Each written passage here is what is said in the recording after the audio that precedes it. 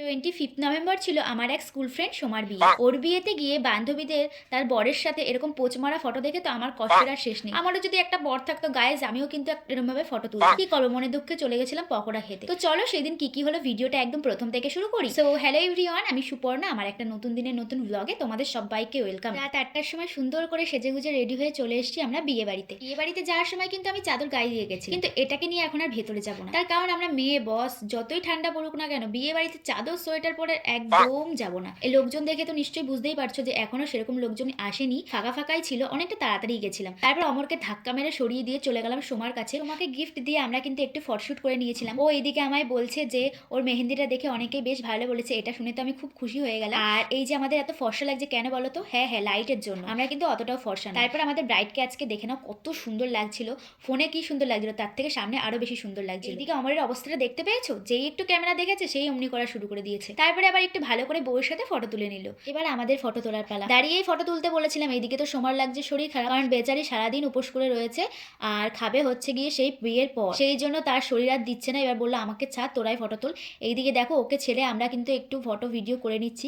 এগুলো সব আমার ব্লগের জন্য করছিলাম গাইস। ভিডিওতে তোমরা যাদেরকে দেখছো তাদের নাম হচ্ছে মেঘা আর প্রীতি। ওরা কিন্তু আমার স্কুল ফ্রেন্ডই। আর সময় দিকে দেখাচ্ছিল যে প্রীতির বিয়ের দিন ওরা মানে প্রীতিকে কেমন লাগছিল সেটাই আর কি দেখাচ্ছিল। আর তোমরা জানো মেঘা আর প্রীতির বিয়ের সেম ডেটে হয়েছিল। হ্যাঁ হ্যাঁ, ঠিকই শুনে। তারপরে দেখো যার বিয়ে তাকে বাদ দিয়ে কি কোনো ভিডিও করলে হয়? সেই জন্য ওর পাশেই বসে গেছি আমরা সবাই মিলে একসাথে একটা ফ্রেমে ভিডিও করে। এবার আমাকে কেমন লাগছে তোমরা তো বললে না, বলো বলো কেমন লাগছিল আমার সেই দিন। যখন থেকে আমরা বিয়ে বাড়ি গেছি তখন থেকেই তো শুধু ফটো আর ভিডিও করে যাচ্ছি, কিছু তো খাওয়া হয়নি। চলো এবার কিছু খেতে যাওয়া যাক। প্রথমে চলে গেলাম ফুচকা স্টলে, গিয়ে দেখি বান্ধবী আর বান্ধবীর বর মিলে ফুচকা খাচ্ছে আর আমাদেরকে না ডেকে। তারপরে কি করবো গাইস, একা একা একটু ফুচকা খেয়ে নিলাম। আর বেশি ফুচকা খাইনি। অন্যান্য বিয়ে বাড়িতে গিয়ে আমি শুধু ফুচকা খেয়ে পেট ভরিয়ে দিই, তাই ভেবেছিলাম যে না এত ফুচকা খাওয়া যাবে না, তাই গুনে গুনে 4টে কি 5টে ফুচকা খেয়েছিলাম। তারপর নিয়ে নিয়েছিলাম পকোড়া। আর এইদিকে দেখো পকোড়ার প্লেট একটা নিতে পারিনি, সবাই মিলে কামড়াকামড়ি শুরু করে দিয়েছে। তাই ওটা ভাইকে দিয়ে দিলাম, দিয়ে আমি আবার নতুন করে আরো একটা পকোড়া প্লেট নিয়ে নিয়েছি।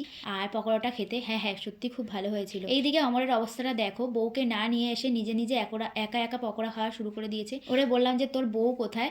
ও বলছে ও ওইদিকে। আমি বললাম যা বউটা ডেকে নিয়ে এসে পাশাপাশি ঘোর আর খা, তা হবে না। এইদিকে উনি একা একাই মানে ফুচকা পকোড়া এইসব নিজে একা একাই খাবে। যাই হোক, তারপরে আমরা আবার একটু গেটের বাইরে চলে আসলাম। এই যে সোমাদের বাড়িটা কিন্তু টুনি লাইট দিয়ে সাজিয়েছিল। এইদিকে কুকুরকেও কিন্তু একটা পকোড়া খাইয়ে দিয়েছি। আর এখন আমি করব আরও একটু ফটোশ্যুট। আমার ভাই দেখো আমার ক্যামেরাম্যান হয়েছে, ও আমাকে ভালো করে সুন্দর করে ফটো তুলে দেবে। এইদিকে দেখো আমার ফটো তুলতে বসে সে তো বসেই পড়েছে, একদম বসে পড়ে ফটো তুলবে। তারপরে আমি এইদিকে ফটো তুলছিলাম, আবার রিলসও বানিয়েছি, সেগুলো তো তোমরা আগেই দেখে নিয়েছো। আগে এইসব শর্টস ভিডিওগুলো আমি তোমাদের সাথে শেয়ার করে দিয়েছিলাম।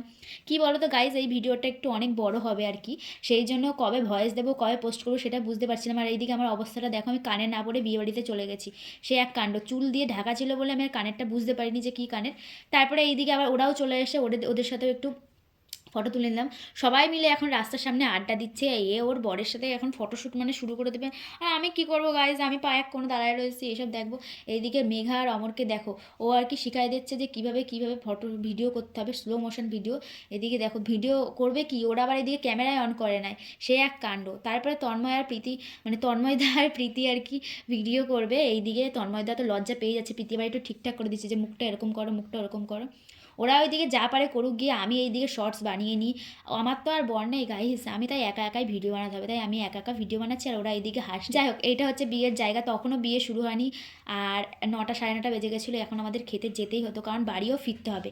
তার আগে দেখি এই জায়গাটা একটু ফাঁকা পেয়েছি, সব বন্ধু বান্ধবীরা চলে এসছে। আর ফটোগ্রাফাররা বললো আমাদের সবার সাথে একটা সুন্দর করে ভিডিও বানাবে, তাই আমরা এখানে সবাই জায়গা সেট করে নিচ্ছিলাম যে কে কোথায় বসবো, কে কোথায় আর কি দাঁড়াবে, সেটা আর কি ফটোগ্রাফার দাদা আমাদের বলে দিচ্ছিল যে এখানে এই বসো। তাই আমার ভাই দেখো দূর থেকে আমাদের ভিডিও করে দিচ্ছে। আমি বললাম একটু কাছে আয়, ও তো লজ্জার ঠেলায় আর আসবেই না। যাই হোক, দূর থেকে দেখো তোমাদের ভিডিওটা কেমন লাগলো অবশ্যই কিন্তু জানিও। ওই হচ্ছে এই ভিডিওটা তো আমি শর্টসে আগে একবার শেয়ার করেছি, তোমরা তো দেখেই নিয়েছো। এখানে আর ভয়েসটা দেবো না, তার কারণ যদি কপিরাইট দেয় সেই জন্য আর কি। এখানে আমাদের সবাইকে একসাথে চিৎকার করতে বলা হয়েছিল, সো সেটাই করলাম আর কি। আর চিৎকার করার পরে কিন্তু স্টেজার মতো হয়ে গেছিলো। তো রাত হয়ে গেছে, এখনও কিন্তু বান্ধবীর বর বিয়ে করতে এলো না, তাই আমরাও বা কী করবো, একবার এদিক ওদিক টাক খেয়ে বেড়াচ্ছি। এদিকে তো বান্ধবী মন অস্থির করে বসে আছে যে কখন ওর বর আসবে আর বিয়ে করতে বসবে। ও তো অস্থির হয়ে বসে রয়েছে, আর ওর শরীরটাও ভালো লাগছিল না, তোমাদের তো বললাম সারাদিন না খেয়েছিল। এর কিছুক্ষণের মধ্যেই কিন্তু বর চলে এসছে, আর বর চলে আসলে অনেকটা ভিড় হয়ে যেতে বলে আমরা কিন্তু খেতে চলে গিয়েছিলাম। খেতে যাওয়ার আগে বান্ধবী বরকে এক ঝলক তোমাদেরকে দেখিয়ে দেবো। এইদিকে দেখো আমাদের জামাইবাবু কত পরিমাণ লাজুক।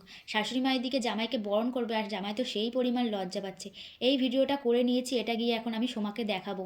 তারপর চলে গেছিলাম ছাদের ওপরে খাওয়ার জন্য, কারণ খাওয়া দাওয়ার প্যান্ডেলটা ছাদের ওপরেই করেছিল। এইদিকে গিয়ে দেখি সোমা হচ্ছে বেলকনিতে দাঁড়িয়ে আছে ওর বরকে দেখবে বলে। ওরে কিন্তু ওর বরের ভিডিওটা দেখায়, ওর বরকে দেখাই দিছি। তাও এখান থেকে দাঁড়ায় দেখবে যে ওর বর ঢুকছে। তারপরে অন্ধকারে দাঁড়িয়েছিল, ওইদিকে দাঁড়িয়ে থাকুক, আমরা খেতে চলে যাই বাবা, নাহলে ভিড় হয়ে যাবে।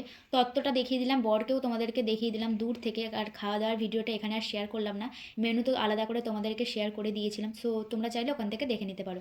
জয়িতার সাথে দেখা হয়েছে, ও কিন্তু আমার স্কুল ফ্রেন্ড, তাই ওর সাথেও একটু ভিডিও করে নিলাম। এবার আমাদেরকে বাড়িতে চলে যেতেই হবে, ওর বিয়েটা অনেক রাত্রিবেলা ছিল বলে আমরা একটু দেখতে পারিনি। আর করা যাবে, একদম যদি বাড়ির পাশে হতো তাহলে বিয়ে টিয়ে দেখেই হয়তো বাড়িতে যেতাম। যেহেতু আমাদের বাড়িতে এখন ফিরতেই হবে, সেই জন্য এখন চাদর টাদর মুড়ি দিয়ে দিয়েছি। আর থানার মোড় ক্রস করে আমাদের গাইঘাটা শ্মশানের সামনে দিয়ে চলে গেলাম বাজারে। আর বাজারে এসে দেখি সেরকম কোনো লোকজনই নেই, পুরো একদম ফাঁকা ফাঁকা হয়ে গেছে। তো আজকের ভিডিওটা কেমন লাগলো অবশ্যই জানিও। সো চলো টাটা সবাই।